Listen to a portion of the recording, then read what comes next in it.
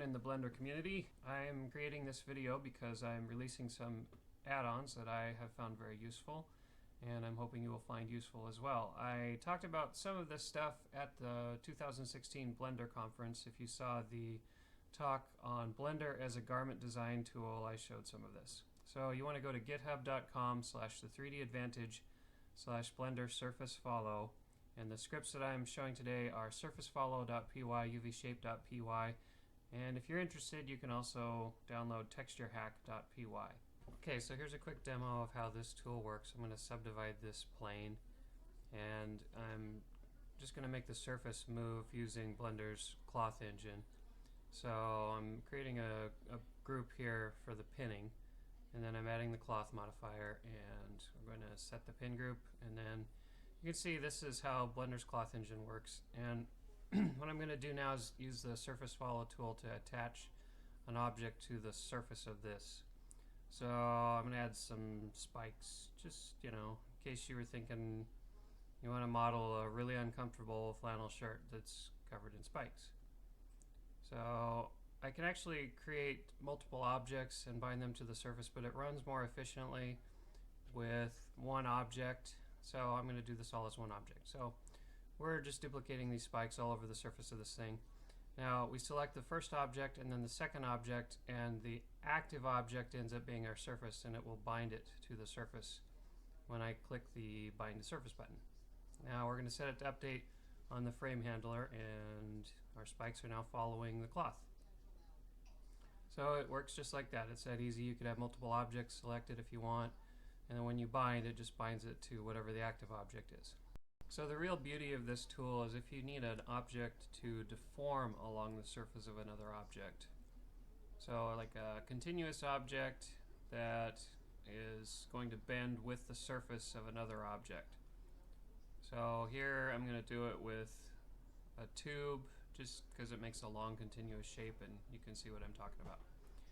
So we need to put a bunch of subdivisions in this thing, so I'm going to put a bunch of loop cuts here, and then I'm going to line it up more or less with the surface of the object. So I'm just going to rotate this so it matches the surface. And I mean, you could do this on any kind of a surface. It could be a deformed surface or a flat surface. It doesn't really matter. Or it could be any shape. So just for fun, I'm going to duplicate this a bunch of times. And now we have this one selected. We set our active object. We bind it. Ta-da! The way this works, it's actually on a shape key. So I'm mapping the surface distortion to the shape key just to give you a little bit extra control. Also, if you want to delete the surface data entirely, you can just rename that shape key or just remove it, and then the next time you update it, it will delete all the information related to it. Now, depending on the geometry of the two objects that you're using, you can get a certain amount of distortion on the object that's conforming to the surface. So you see here these kind of wonky looking areas. The corrective smooth modifier cleans that up quite a bit. So I find that using the corrective smooth modifier with this tool is pretty useful. So I can keep the resolution of the two objects down. I don't have to subdivide the heck out of the geometry, and then I can just kind of smooth it out with that tool. It's just a quick tip for a way you can make this work a little bit better. Okay, now let's take a look at this Create UV Shape option that I've included. And the Create UV Shape option and the Surface Follow tool actually work really well together. I'm finding that I'm using these tools together a lot since I got this add-on working. So to create the UV shape, basically it's using the UV unwrap tools, and then it's using some extra fancy math to make sure that the object stays roughly the same size in the 3D view when it unwraps. So what you do is you cut it just like you would mark seams. You actually rip seams in the 3D geometry, because the 3D geometry has to be able to come apart just like it would in the UV map. So it creates this 3D shape for it as a shape key that is a flattened version of the mesh. And this is really useful because it's easy to manipulate stuff when it's flattened, and then once you have the flattened version of it, you can put stuff all over it, and then you can restore it back to its original shape, which in this case would be a sphere, and all of the objects will go with it. So I'm going to create some fun objects. I'm making a chain here just out of some torus shapes, just some random shape that I thought might be fun to map to a sphere. Okay, fast forward a little bit. I've added some cylinders and some spikes, and now I'm adding some Suzanne heads, because you gotta put in the gratuitous Suzanne heads. Now we're going to bind this to the surface, and we're going to set it to scene update so that it updates continuously. And when I turn the shape key back, it follows the surface of the object back to a sphere shape. And there's a little bit of distortion in there in places, but we've shown we can correct that with the corrective smooth modifier. We could also add a little bit of resolution to our geometry so it's a bit cleaner. You could just use a regular smooth if you wanted. There's a lot of different ways you can deal with that. I forgot to mention the corrective smooth modifier does not like n-gons.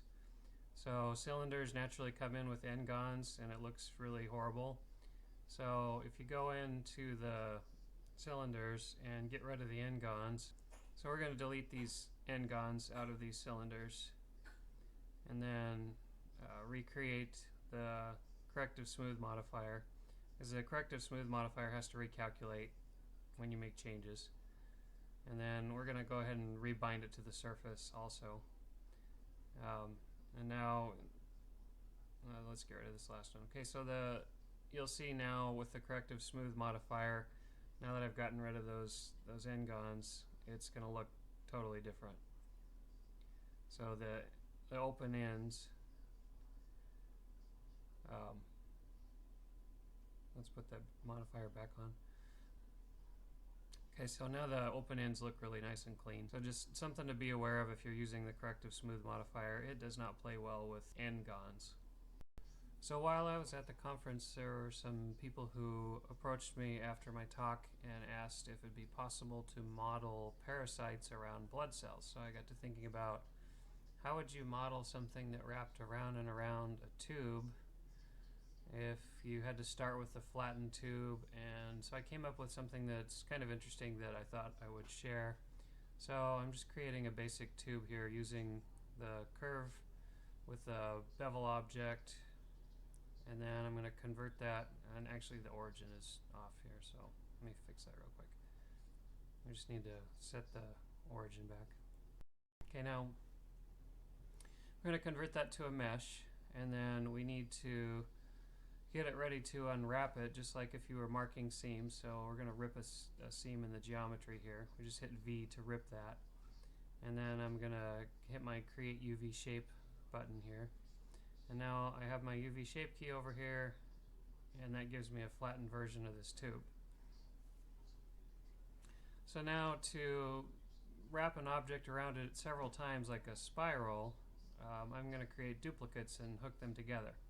So I'm just using the Bridge Edge Loops tool here, and I want to get rid of the one extra loop so that there isn't duplicates, otherwise it gives funny results. And now I have that tube doubled up on itself.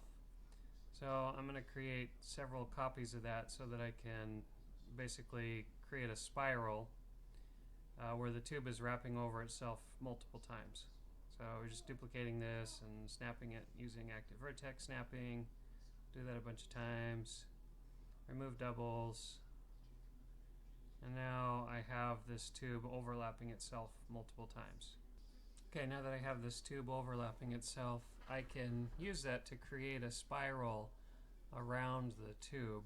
So I'm just going to create another curve object here, and then I'm going to fast forward a little bit here. So, okay, so I've got my curve object, and I've got it laid more or less across the surface of my multiple overlapping tubes.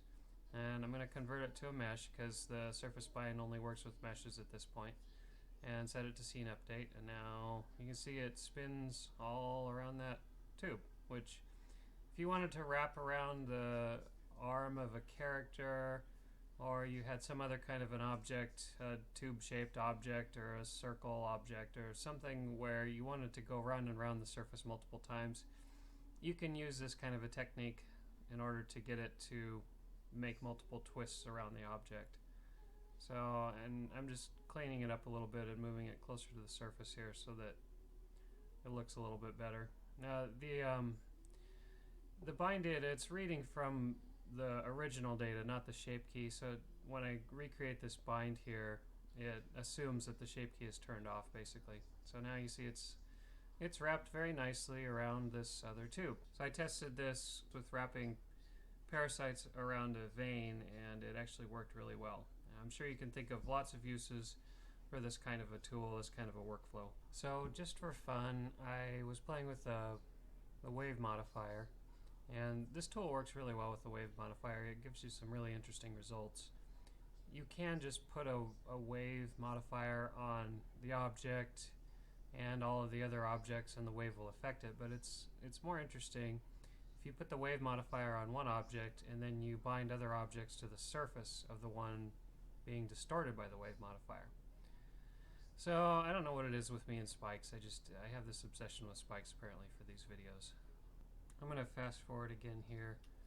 So I've got this thing all covered with spikes. I'm going to duplicate it, and this is that sphere that I've already created a UV shape for. Binding it to the surface, turning on scene update, and now the spikes are wrapped around the ball, and I made this really cool, fun, spiky ball. And now I'm going to put a wave modifier on it and show you what I was talking about.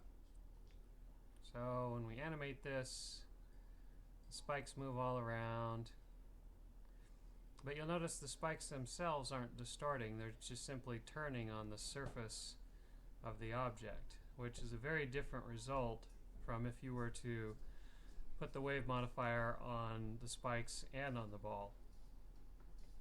I think I need some more spikes in the center here, so I'm going to go ahead and turn that shape back on, turn the UV shape back on here, and then I'm going to add some spikes in the center where we can get some really nice angles on those spikes. Spin these around a few times. Alright, that's good. Don't know what the heck happened there, but we'll just get rid of it and start over. So we get rid of our surface bind shape key and then rebind it to the surface, and we should be good to go. Okay, so back to my spiky ball. It's a little bit above the surface, which I don't like, so I'm just going to make an adjustment on that. Move them all down just a little bit.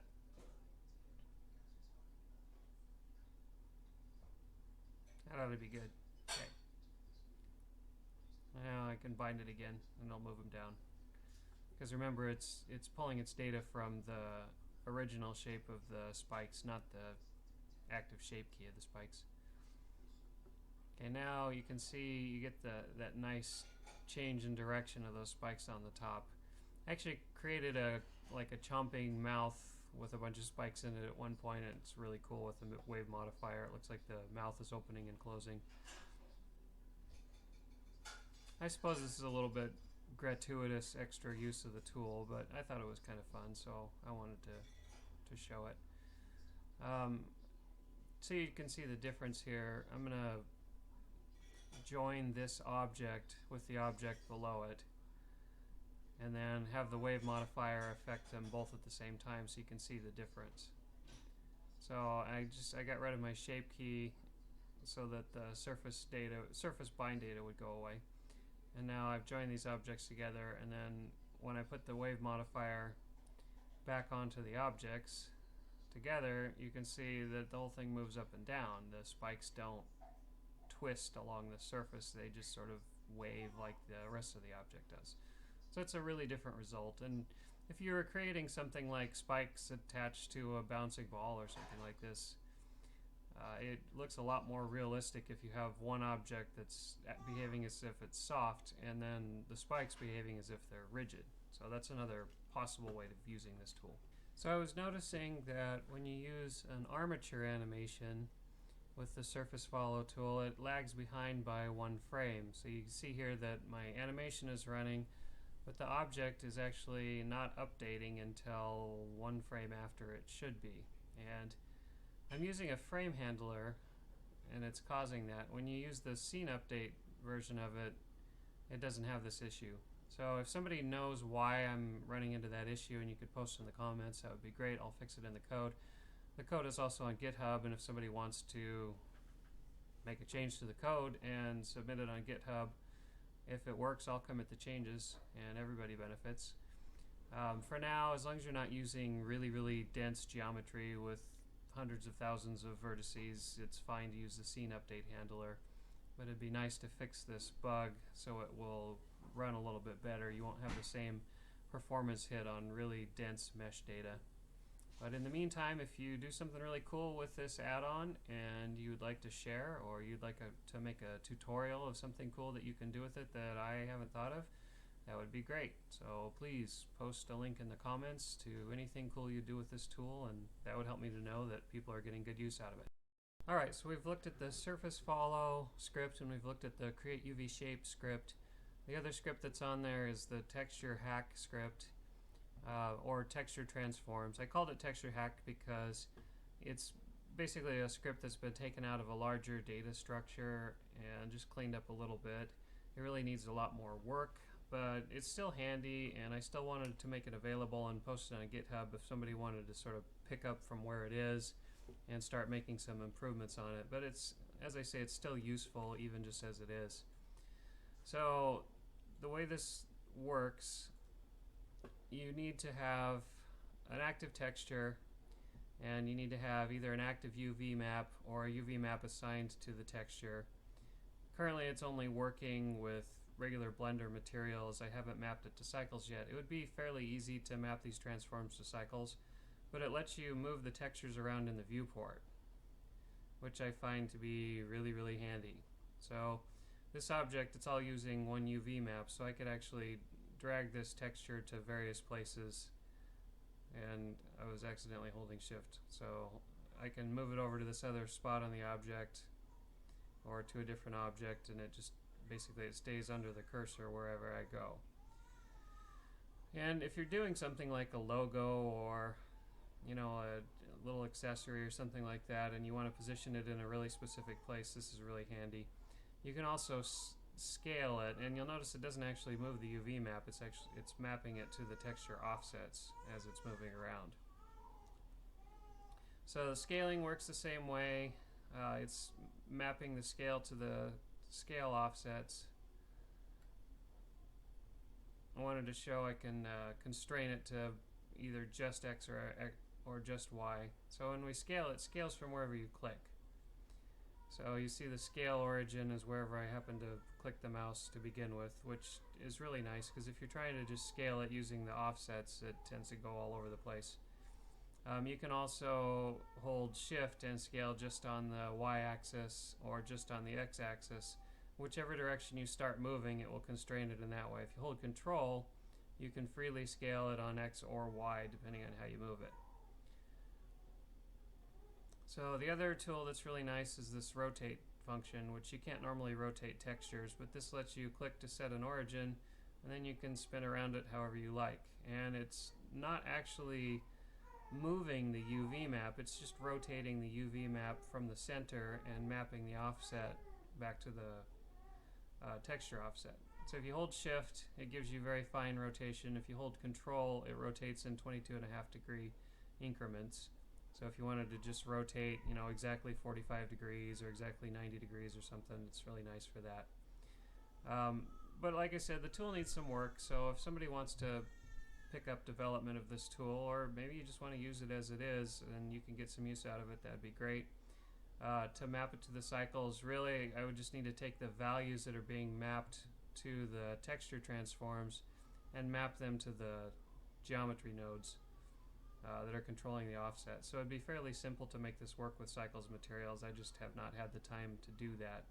So if somebody wants to pick up on that, that'd be great.